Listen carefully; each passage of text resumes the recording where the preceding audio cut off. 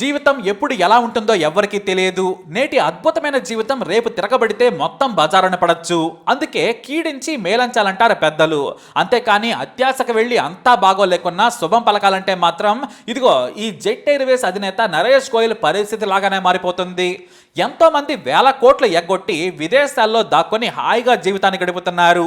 కానీ నరేష్ గోయల్ మీద కెనరా బ్యాంకు పెట్టిన కేసుతో ఆయన ఆర్థర్ రోడ్ జైల్లో జీవితం గడుపుతున్నారు. ఒకప్పుడు నరేష్ గోయల్ ఫోన్ చేస్తే గంటలో ప్రధాని అపాయింట్మెంట్ కూడా దొరికిపోయేది. అలాంటి వ్యక్తి తన భార్యను ఒక్కసారి చూస్తాను, ఆమె ఆరోగ్యం బాగోలేదట, అవకాశం ఇవ్వని కోర్టులో ప్రాధేయపడ్డారు. చివరకు కోర్టు అనుమతితో బయటకు వచ్చారు. కానీ భోగ భాగ్యాలు అనుభవించిన నరేష్ గోయల్ మొహాన్ని జైలు నుంచి బయటకు రాగానే చూసిన మీడియా జర్నలిస్టులకు మతిపోయింది. తాము చూస్తోంది ఒకప్పటి అతిపెద్ద ఎయిర్లైన్స్ అధినేతనేనా అని ఆశ్చర్యపోయారు. ఆయన కూడా మీడియాను చూసి కన్నీటి పర్యంతమయ్యారు. ఇలా జైల్లో గడపడం కంటే చనిపోవడం మేలని రోధించారు ఆయన. అసలు నరేష్ గోయల్కి ఏమైంది? గొప్పగా అందరికీ ఆదర్శప్రాయుడిలా బ్రతికిన నరేష్ గోయల్ ఎందుకు ఇలా దేహి అంటూ జీవిత చరమాంకలో చావలేక బ్రతుకుతున్నానంటూ జైల్లో ఉంటున్నారో చూద్దాం. నరేష్ గోయల్ది పంజాబ్లోని సంగ్రూర్ అనే చిన్న పట్టణం. మధ్యతరగతి కుటుంబానికి చెందిన నరేష్ గోయల్కి జీవితం మీద పెద్ద పెద్ద ఆశలుండేవి. గొప్పగా బ్రతకాలి, దేశం మొత్తం తన పేరు తెలిసేలా జీవించాలనే కోరిక చిన్నప్పటి నుంచి ఉండేది. పాటియాలాలో డిగ్రీ పూర్తి చేసిన తర్వాత ఢిల్లీ వచ్చారు ఆయన. తన పెద్దనాన్నకు ఓ పెద్ద ట్రావెల్ ఏజెన్సీ ఉండేది. దాని పేరు చరణ్ దాస్ రామ్లాల్ ట్రావెల్ కంపెనీ. ఇది ఆ రోజుల్లో ఢిల్లీలో చాలా ఫేమస్. ఇందులో ఆయన క్యాషియర్గా పనిచేసేవారు. నరేష్ నమ్మకంగా పనిచేస్తూ పరిచయాలను పెంచుకున్నారు. అయితే ఆ రోజుల్లో అతిపెద్ద కంపెనీ అయిన జనరల్ సేల్స్ ఏజెన్సీలో ఏజెంట్ గా పనిచేశారు నరేష్. అప్పుడే తాను ఓ విమాన ట్రావెల్ ఏజెన్సీ ఎందుకు నడపకూడదనుకున్నాడు ఆయన. ఈ ఐడియా చాలా మందికి కామెడీలా అనిపించవచ్చు. ఎందుకంటే దేశంలో 99% మందికి విమానం అనే పేరు తెలుసు, కానీ ఎవరు కూడా దగ్గర నుంచే చూసిన దాఖలాలు లేవు. కొంతమందికి ఎయిర్పోర్ట్ ఎలా ఉంటుందో కూడా తెలియదు. అయినా కూడా ఆయన ధైర్యం చేశారు. దేశం మారుతోంది కాబట్టి ఖచ్చితంగా దీనికి ఫ్యూచర్ ఉంటుంది అని నమ్మారు. అయితే తనకు ఉన్న పరిచయాలతో వ్యాపారం ముందుకు సాగుతుందని జెట్ ఎయిర్వేస్ ట్రాన్స్పోర్ట్ పేరుతో ఏకంగా ఏజెన్సీ ఏర్పాటు చేశారు ఆయన. అంతేకాదు ఏకంగా నాటి ఎయిర్లైన్స్ కంపెనీలతో టైప్ అయిన తర్వాత 17 డెస్క్లను కూడా ఏర్పాటు చేశారు. ముందు నవ్విన వారే ఏకంగా ప్రయాణికుల నుంచి టికెట్లు బుక్ చేసి కమిషన్లు తీసుకోవడం మొదలు పెట్టారు. కాదేది కవితకు అనర్హం అన్నట్లు వ్యాపారానికి కూడా ఏది అడ్డు కాదని నిరూపించారు ఆయన. ఆ రోజుల్లో తన పెట్టుబడి 5 లక్షలు, అది కూడా ఫర్నిచర్ నుంచి హై క్లాస్ సెటప్ కు ఎయిర్వేస్ అధికారులతో చర్చించేందుకు పెద్ద సెటప్ ఏర్పాటు చేశారు. మరి విమానయాన రంగం అంటే చీప్ గా ఉండదు కదా. కానీ 5 లక్షల పెట్టుబడి 6 నెలల్లోనే తిరిగి వచ్చేసింది. ఉద్యోగులకు కూడా జీతాలు బ్రహ్మాండంగా ఇచ్చారు. అక్కడ నుంచి ఆయన జాతకమే మారిపోయింది. ఎయిర్ టాక్సీ ఆపరేటర్ గా 1993లో నెంబర్ 1 పొజిషన్ దక్కించుకున్నారు. అంతేకాదు కువైట్ కు చెందిన గల్ఫ్ ఎయిర్, కువైట్ ఎయిర్వేస్ తో ఒప్పందం కుదుర్చుకొని వ్యాపారాన్ని విస్తరించారు. ఏకంగా జెట్ ఎయిర్వేస్ తో విమానయాన సంస్థను 2004లో మొదలు పెట్టారు నరేష్ గోయల్. మొదట చెన్నై నుంచి కొలంబోకు మొదటి ట్రిప్ ను నడిపించారు. ఆ తర్వాత జెట్ ఎయిర్వేస్ కంపెనీ పేరుతో ఆయన ఇనీషియల్ పబ్లిక్ ఆఫర్ కు వెళ్లిపోయారు. అంతా అనుకున్నట్లుగానే నిధులు కూడా సమకూరాయి. కానీ వ్యాపారాన్ని ఇలా మెల్లిగా నడిపితే సరిపోయేది. అక్కడే తప్పు జరిగిపోయింది. తన దగ్గర డబ్బులు 25% కూడా లేకున్నా ఏకంగా 2007లో 1450 కోట్లు ఖర్చు చేసి ఎయిర్ సహారాని కొన్నారు. ఇదే కోపం వచ్చేసింది. ఎందుకంటే కొనడంతోనే అంతా సాగదు మరి. అప్పటికే కింగ్ ఫిషర్ లగ్జరీ ఎయిర్లైన్స్ ఉంది. దానికి తోడు తక్కువ ధరలకు ఎయిర్ డెక్కన్, ఇండిగో, స్పైస్ జెట్లు ఉన్నాయి. వాటితో పోటీ పడి మరి ఆయన ధరలు తగ్గించాల్సి వచ్చింది. అప్పటికే ఐపీఓ ఫండ్స్ ని కొత్త విమానాల ఆర్డర్కు ఖర్చు చేసేశారు. పైగా ఆయిల్ ధరలు పెరిగాయి, ఛార్జీలు తగ్గాయి.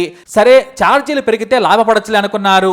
కింద మీద పడుతూ నడిపారు. 2009 వరకు బ్రహ్మాండంగా లాభాల్లో ఉన్న గోయల్ తన వ్యాపారాన్ని పరిధికి మించి విస్తరించాలనుకున్నారు.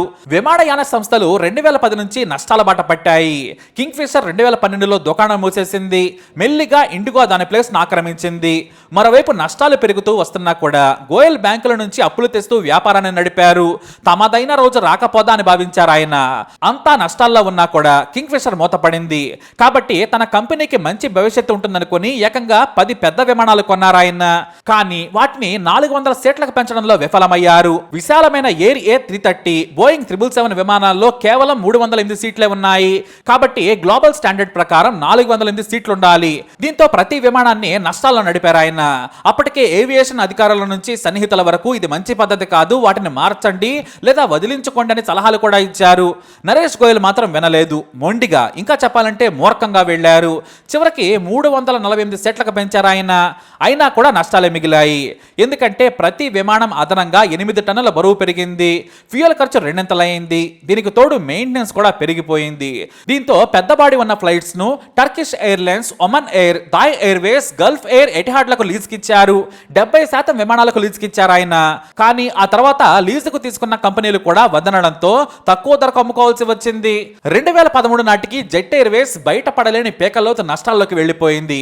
జెట్ ఎయిర్లైన్స్ ను అమ్మేయాలనుకున్నారు. అంతేకాదు అదే సమయానికి టర్కిష్ ఎయిర్లైన్స్ బంపర్ ఆఫర్ ఇచ్చింది. కానీ అత్యాశకు వెళ్లిన నరేష్ గోయల్ చివరకు ఆ డీల్ ను రద్దు చేసుకున్నారు. లేదంటే హాయిగా ఆయన మరో కంపెనీలో పెట్టుబడులు పెట్టి ఇంట్లో కూర్చున్నా కూడా కోట్ల కొద్ది డబ్బు వచ్చేది.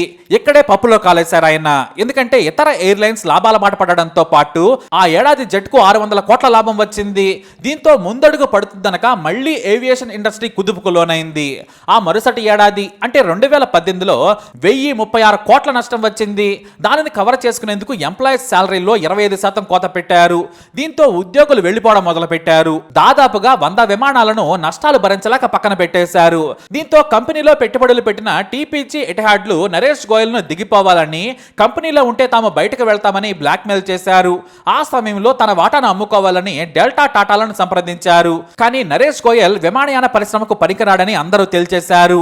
ఈలోపు ఎస్బీఐ లోన్లు చెల్లించలేదు. దీంతో గోయల్ తో పాటు అతని స్నేహితులైన డైరెక్టర్లను కూడా తప్పుకోవాలని తేల్చారు.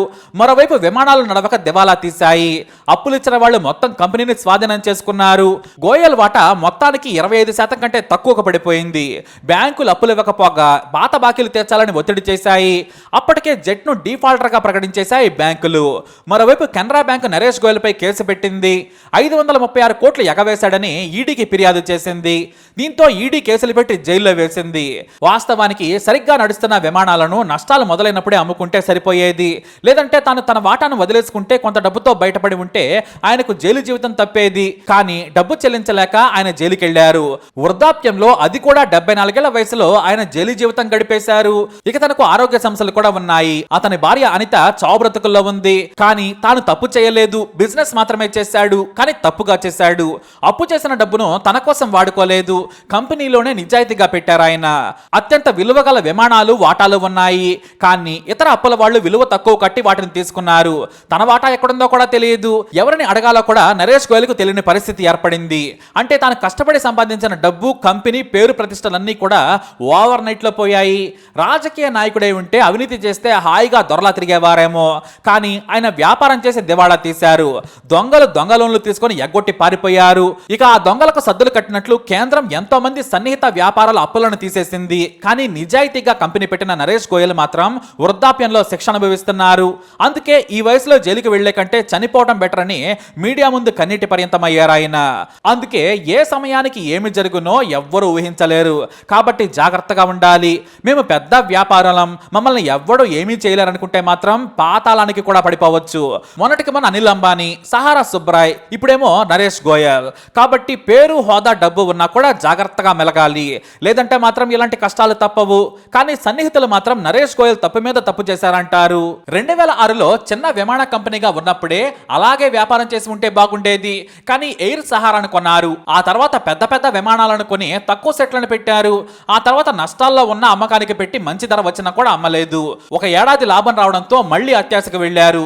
తాను సొంతంగా తన వాటా చూపించి 1000 కోట్ల అప్పు తెచ్చి వాటిని తీర్చలేక, షూరిటీ పెట్టిన సంస్థల్లో వాటా చూపించలేక జైలుకి వెళ్లిపోయారు ఆయన. ఆ అప్పు తీర్చే పరిస్థితి కూడా కనిపించడం లేదని బంధువులు, సన్నిహితులు ఆవేదన వ్యక్తం చేస్తున్నారు. తాను చేసిన తప్పులే ఆయన ముంచాయని బాధపడుతుంటారు కుటుంబ సభ్యులు.